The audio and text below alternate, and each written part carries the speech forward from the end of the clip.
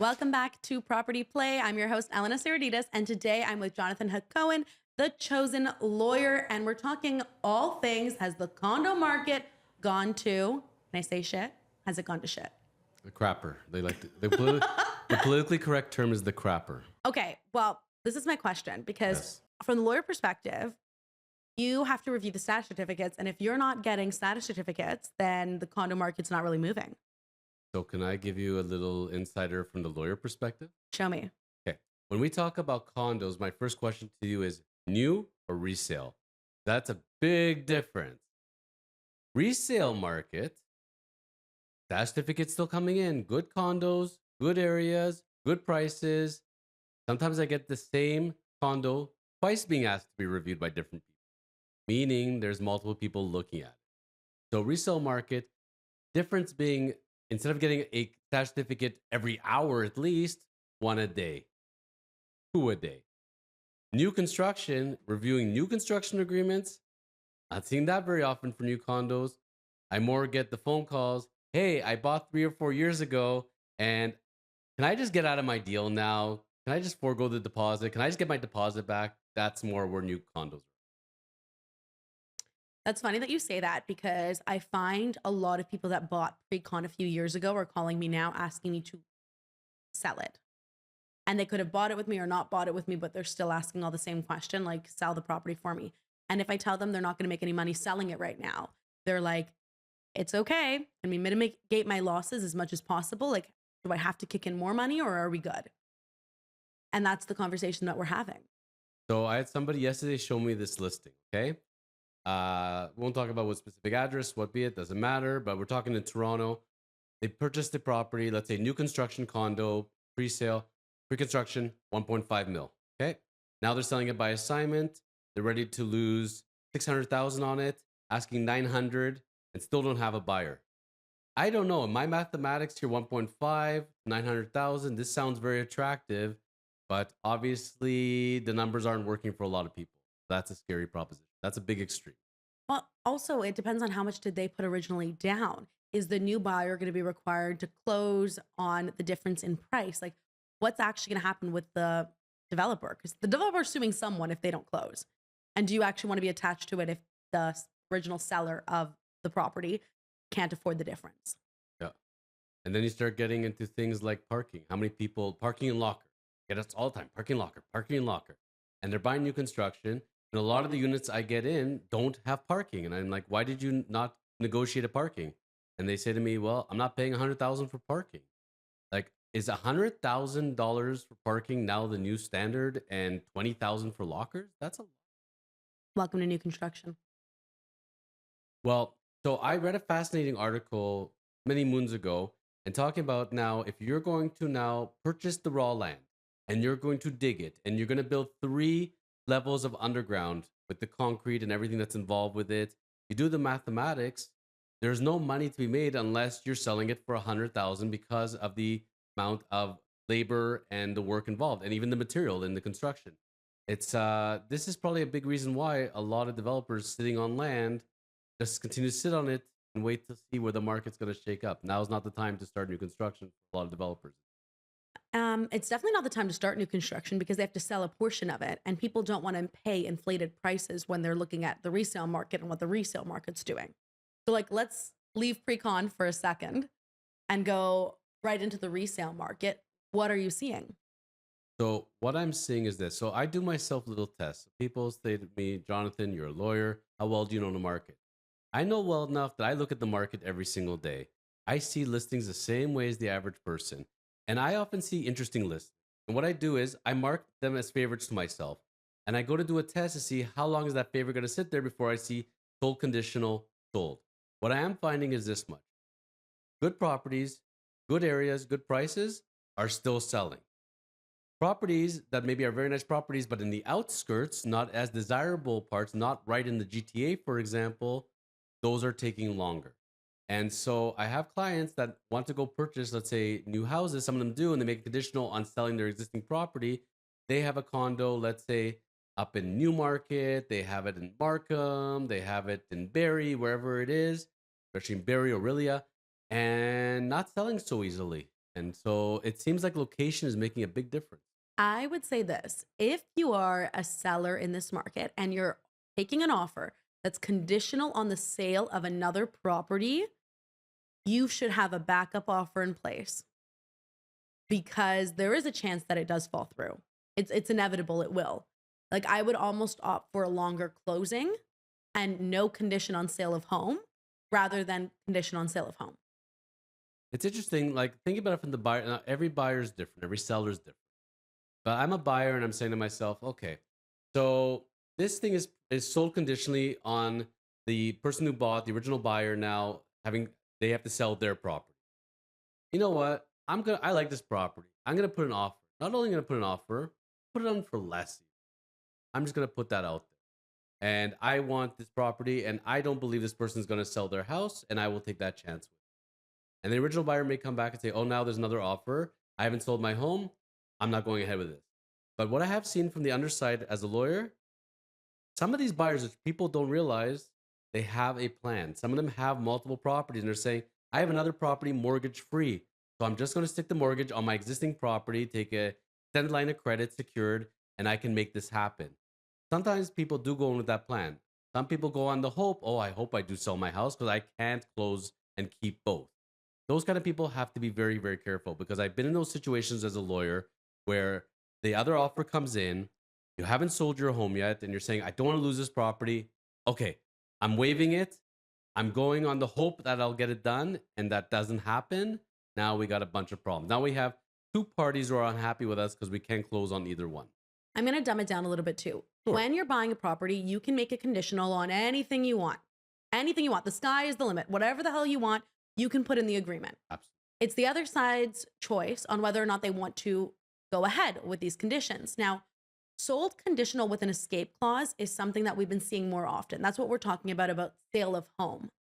So if, for example, I am buying a property and I can't buy it without selling my property, I would put a condition that my property will sell, but I'll give the seller the ability to continue to market the property. And if, for example, they get an offer, they'll come back to me and tell me either to firm up or back out. And they can legally do that.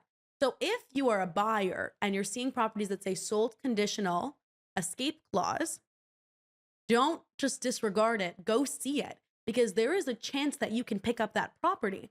And I have had agents all the time where I've been like, because if I'm on the buyer end, I'm negotiating for the buyer. If I'm going to put in a sold conditional based on escape clause, I'm going to put it in. I represent whatever side I'm representing. And I had an agent tell me, oh, no one's going to come see my property if it's sold conditional with escape clause.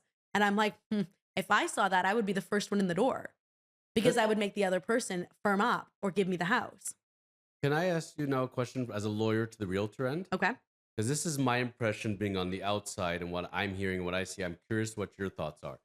Generally, let's take any resale condo. We have sold the condo. It's conditional on something. Let's say conditional on finance, conditional on inspection, conditional on status, whatever it is.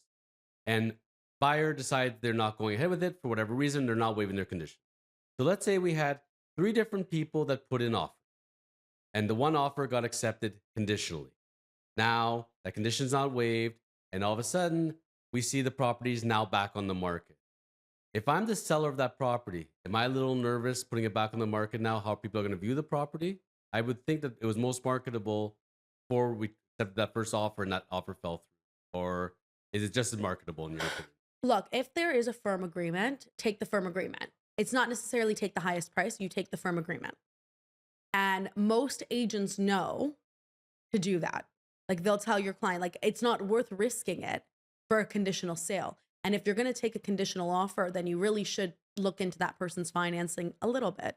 Do a Google search, look them up, see what they're actually like, and if you think that they're going to firm up or not. Because some people are just scared and they're going to put conditions regardless. They could be the best applicant, like they could be an executive of a bank, know they're fully approved and still put a condition. It's just that personality type. So yes, there is a stigma associated to it's getting listed again. There's a cancel relist, there's a whatever.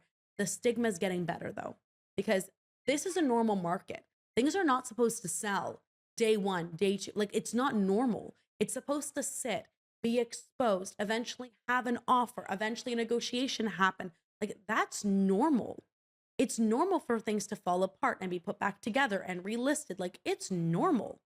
And I think that's the part that people need to start understanding is it does not matter if the property has been canceled and relisted. It does not matter if there was a deal in place and it fell apart. Go in and take a look at the property because you don't know why the other person backed out. And you don't know if the reason why they backed out was actually not a valid reason. And I just met a gentleman the other day, great guy.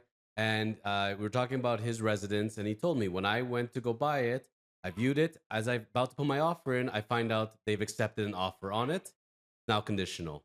And there were two other properties he went to go see, canceled it. He said to his agent, you know what? Let's just wait it out. I want to see if this goes through or not. If for whatever reason it doesn't, we're jumping in. And it was like on a Friday, Saturday, finds out Monday, deal fell through. He puts in his offer an hour later, he gets his dream property. Sometimes this can work to our advantage in life, and people need to be patient. Patience really carries you through in this kind of market. 100%. So is the condo market falling apart? No, it's just coming back to a normal market. I would say this much, it's all in perspective. And I see the condo market like I see the stock market. So, foolish thing they say if you want to do very well, when you see the herd lining up that this is the most in demand stock, everybody wants a stock, the stock is trading at all-time highs, everybody's like, please just take my money, I'll pay whatever you want for it. And then all of a sudden, the stock not doing so well, it had great history, but it's not been a good year for the stock. It's reaching lows, and people are saying, whoa, everybody's dumping it. Probably better for me not to buy it then. The exact reverse. When people don't want it, that's when you need to jump in because then you're going to appreciate all that high. And I see condos the same way. Now's the opportunity not to deal with bully offers. Actually put conditions in and get the condo you want. I think this is the best time for buyers, my opinion. Oh, 100%. For buyers in the condo market, the ball's in your court. Like you have options. All the buyers I know, with their investors, for them, for people for their own use, they're saying, I have a house, I have a condo, I want to trade up, my family's bigger. Now is the time. Now is the time. They're saying a house that I couldn't reach at 2.5 million, I can get it 2.1 with, I can get it at 1.9. And those people that have the liquidity and have, I guess, the guts to say, oh, I know rates are dropping, but people are scared. No. They're the brave ones that go in when everybody else is scared. They're the ones that make the money. That's 100%. But if you are a condo owner and you're watching the condo market and you're freaking out, it is like the stock market to an extent. Like there's going to be ups and downs. And if you just like buy it and wait, odds are you'll reap the benefits. So like, don't look at what your neighbors are selling for right now. Like it's not normal. Just pause for yourself. Do not look at it and freak out at their list price or what they end up selling for. Just hold on. It'll eventually turn again and you'll be in a good position. Can I give some advice to those people that are watching and looking at their prices daily and weekly? Please, can I give them this advice? Here's my rant to you. No different. Let's say you had your stock portfolio. You get your email or you get that paper copy once a month showing you where everything's at. Don't look at it. Ignore it. Matter because whatever it's worth up and down, like Elena was saying, all that matters is when you go to sell it. You're saying to yourself, this is a long-term hold. I'm going to hold this for 10 years, 20 years. Seeing what it's worth week to week, month to month, don't matter. You bought a condo and now you're planning to be there for at least 10 years. You know, your mortgage is set up. You're making all your payments. Go garden. Go find another hobby. Go do bird watching. Go take up kayaking. Just do anything but look at the pricing of your condo. Have it. It's good. None of us can time things perfectly in life. We can't know exactly when is the bottom, when's the top. We just do the best we can in each market. But it's something I always come back to, especially in condos. Let's say your condo's not doing so well compared to what you bought it for. Fine, but you're going to buy and sell in that same market, Elena.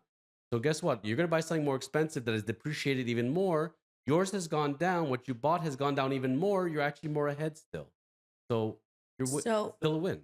It 100% is a win. And I've had a client that did this recently in the market. They actually bought in the exact same building. He wanted a bigger unit. So we sold his property, but this is PSA to everyone that bought a condo in 2021, 2020-ish. Right now is not the right time. It probably isn't. Unless you're planning to do something to upsize. But every time you purchase a property, it's a long-term hold. It's not a short-term hold. So you need to be thinking 5, 8, 10 years, and then you'll see a return. But he bought it at the height of the market. And I had a conversation with him and I said, listen, if we sell it right now, you're not going to make any money. You might actually lose a little bit of money. And he said, I understand that, but on the condo that we're looking at, in the height of the market, I couldn't reach that number. Now I can reach it. So yeah, maybe I'm kicking out a little bit of money on my sale of my place, which by the way, sometimes sellers, especially in this market, if they bought at the wrong, I don't want to say the wrong time because there's no right time to buy. If they bought at the height of the market, which was around 2021, they might need to kick in a little bit of money now to help close the sale. It might happen. So like run your math before you put it on the market. Best piece of advice I could give you, and see if you actually want to go through that. He probably had to kick in about 20 to 30,000 on selling his condo. That's after realtor fees, land transfer, all that other jazz. We're not talking about purchase price. Purchase price was higher than what he bought it for a few years prior. But on the one he bought, he probably saved close to $150,000. The delta on that, like, yeah, he sold for less, but he also bought for much less. And he wouldn't have been able to get into that asset a few years back. Now he can. Also, now we see interest rates, they're semi coming down. So he's kind of in a perfect storm where he's getting into this product that he couldn't have gotten before. He's going to hold this place. This is the place he's going to live for the rest, like, I don't want to say for the rest of his life. We don't know. But he's going to hold this place for the next, 10 years. And he's going to make a lot of money off of it. But it's because the win is made on the buy. It's not made on the sale. If you buy it at the best number possible, you'll always win. Can I give you a lovely case study for a second? Go for it. Okay. So my median age for a first-time buyer, typically, I find that comes into my office, 27 years old. 27-year-old professional, been living at home since they were 18, 19, saving every penny, not going out much. Now they're 27. We put down enough down payment, sizable, good down payment. We're ready to buy our first place. We got two 27-year-olds. Both have that sizable down payment. Both have good jobs. Both are scared. One takes the plunge and buys their first condo. One decides to wait. That 27-year-old that bought their condo, they're going to come back to me at 35, and now they're ready to buy their second condo. Now they have two properties, and the one they've already been paying down the mortgage for almost 10 years, they're laughing. The other one comes in at 35, not buy at 27, decided to go and rent for a while. Now they still have that down payment, which with inflation is worth less than what it was when they were 27. The properties have gone up drastically, so they're paying more money. They're going to end up with one property, higher mortgage, other person, two condos. You do the math. This is real life monopoly. It's real. I have people in their late 30s at property number 3, property number 4, because they went in a scary market, put down every penny they could, carried it somehow, felt the pain for 5 years, and then went for property number 2. The secret is to start as early as you can, and there's never too late. You're right. As soon as you can get in, you should get in. And it doesn't matter what you get in. And also, there's so many opportunities right now. Like for entry level, first time buyers, investors, junior one bedrooms, like larger one beds. And properties that we're selling for like 600,000, 700,000 are now at like the 550, 540. I saw something priced the other day for 480. And it's like a really nice condo, one bedroom in a prime location. Like there are options for you. And because that portion of the market had the most amount of investors in it, like that one bedroom, junior one bedroom had the most amount of investors, investors that want to cash out are cashing out. They don't care. Like they've made their money. They bought pre-con years ago. Like there's a building that we sold recently. We represent the seller. We sold their condo recently. Now, in the height of the market, we're talking 2021, we sold a very similar unit to that for 608.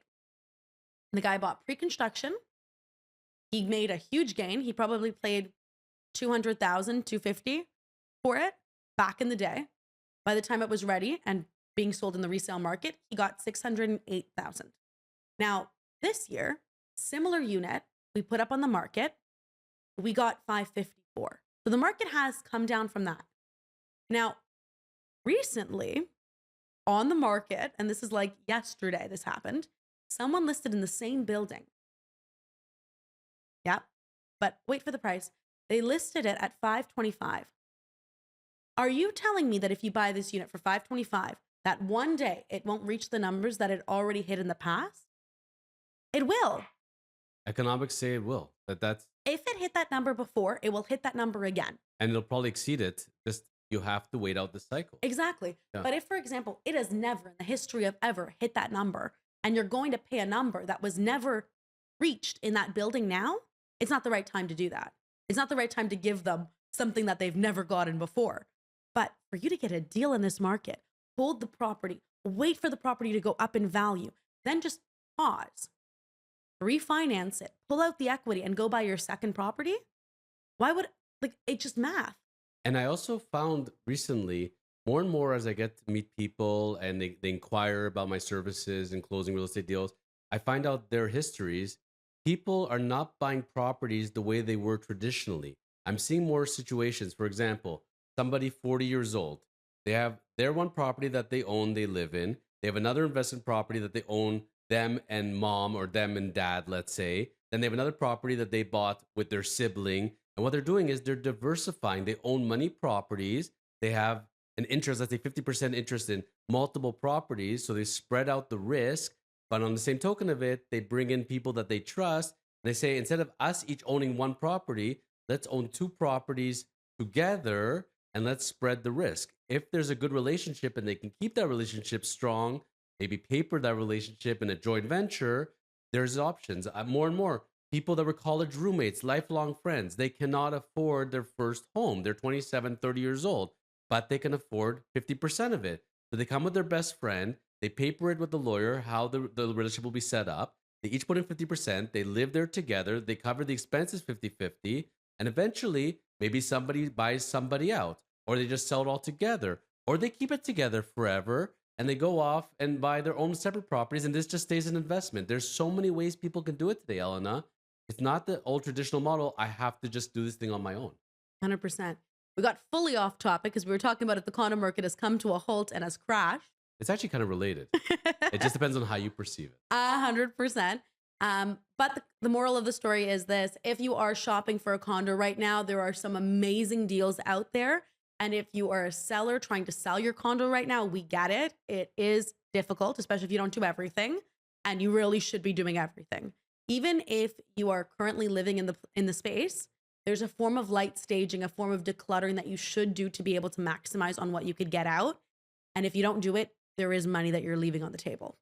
Especially if you are interested in new construction and you want to buy somebody's contract through an assignment deal. You look at almost every project to buy as many assignments as you want.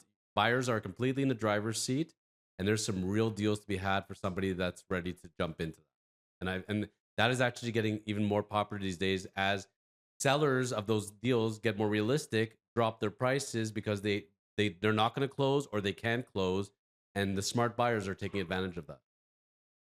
Well said. Once again, it's Elena Saradidis, and we had Jonathan Hacohen with us today, and this was Property Play. If you like content like this, make sure to like, follow, and subscribe.